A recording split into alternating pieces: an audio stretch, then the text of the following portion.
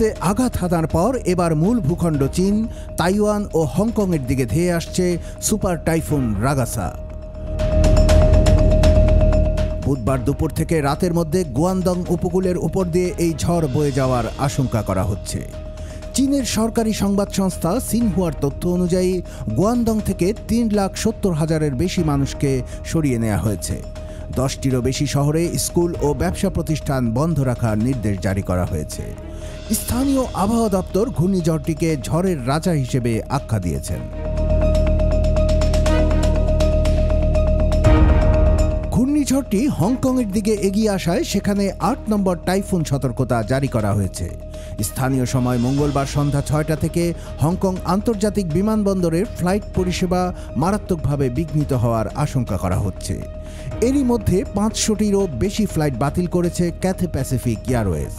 Hong Kong airlines তাদের সমস্ত flight বন্ধ রাখার ঘোষণা দিয়েছে।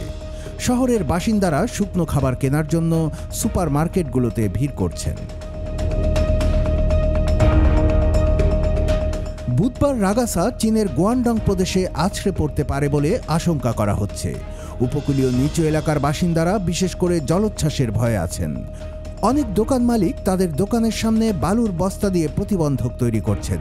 অনেকে তাদের ঘর ও দোকানের জানালা টেপ দিয়ে আটকে দিচ্ছেন যেন তা ঝড়ের আঘাতে ভেঙে না যায়।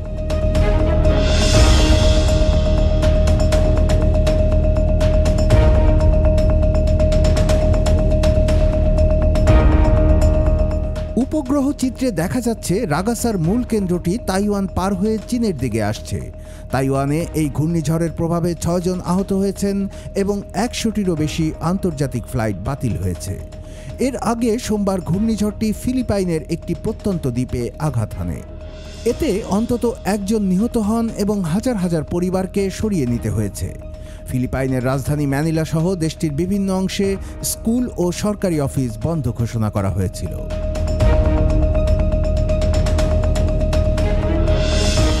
রাগাসাকে ক্যাটাগরি 5 হারিকেনের সমতুল্য হিসেবে বিবেচনা করা হচ্ছে।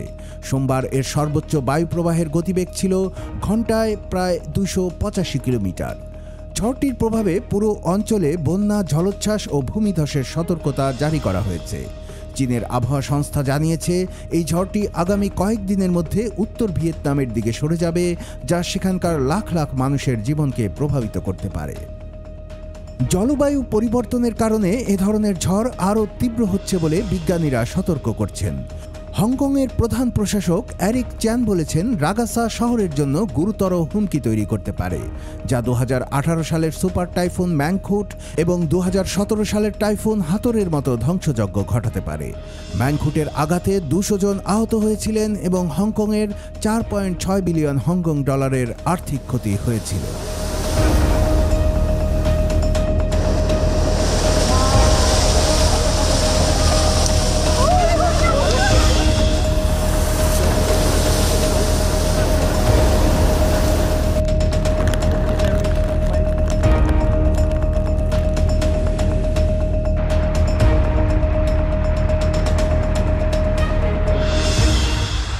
কুমিল্লার কাগজ নিউজ ডেস্ক।